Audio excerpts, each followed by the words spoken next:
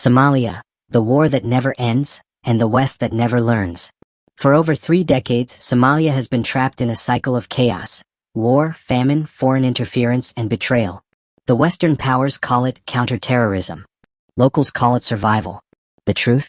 It's a brutal laboratory of modern imperialism, dressed in humanitarian slogans and drone warfare.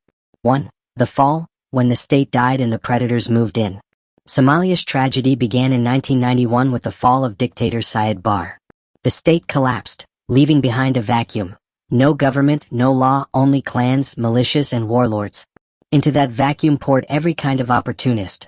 Local warlords, regional powers like Ethiopia and Kenya, and Western intelligence agencies hunting shadows of terrorism. While the world moved on, Somalia became a playground for foreign experiments, a failed state petri dish. 2. Al-Shabaab, the monster born from the ashes. Al-Shabaab, the extremist group now terrorizing the region, didn't appear out of nowhere. It grew out of foreign-backed interventions, broken peace deals, and U.S. airstrikes that killed more civilians than militants. Each bomb dropped on a Somali village became a recruitment poster for Al-Shabaab.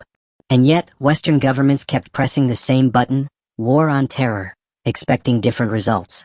That's not strategy. That's madness. 3.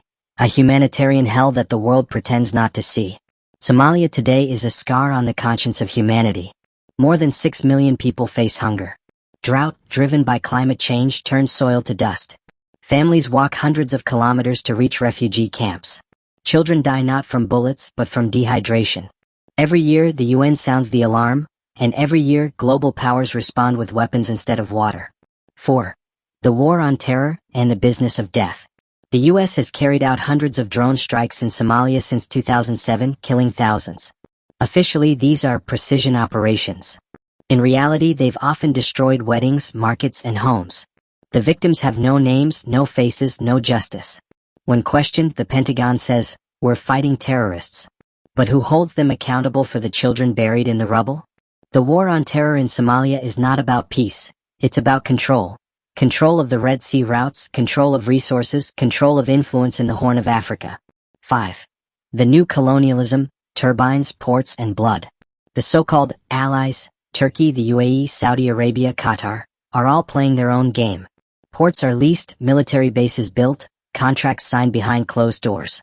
Somalia's sovereignty is traded like a stock on the market. The poor get nothing. The elites get paid. It's the same old story. Aid comes with conditions, deals come with corruption, and the West turns a blind eye, as long as their ships sail and their allies profit. 6. The silent genocide. Let's call it by its name. What's happening in Somalia is not just a war, it's a slow genocide. It's not about ethnicity or religion, but neglect and profit. Millions are left to starve while billions are spent on bombs. Entire communities are wiped out, not in one day but through decades of engineered collapse. And what does the so-called international community say?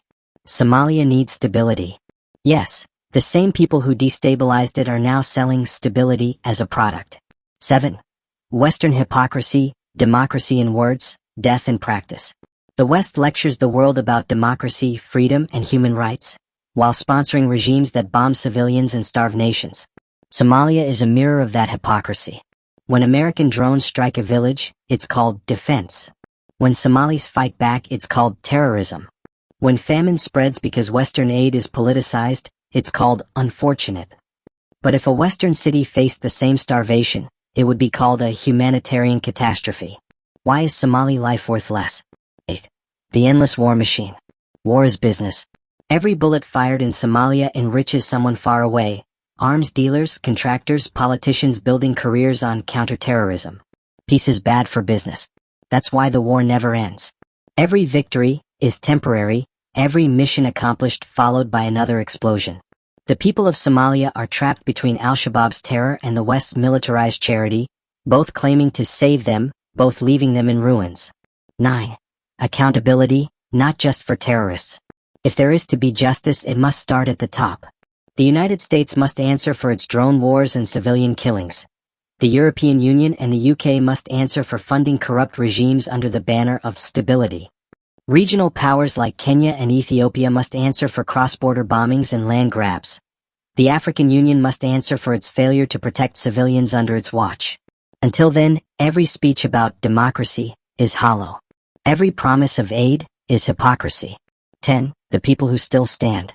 Despite all this, the bombings, the hunger, the silence, the Somali people endure. Mothers bury their children and still rise the next morning to find food for the living. Stop calling it peacekeeping. Call it what it is. Somalia doesn't need more foreign soldiers. It needs food, water, justice, and respect. It needs the world to stop pretending that bombs bring peace. The West says it wants to fight terrorism. But the truth is simpler: they keep feeding it because terror keeps the system running. Every drone strike, every sanction, every broken promise is another stone on the grave of Somalia's future. It's time to stop calling it a conflict zone. It's time to call it what it really is: a crime against a people forgotten, a slow genocide sponsored by silence and greed.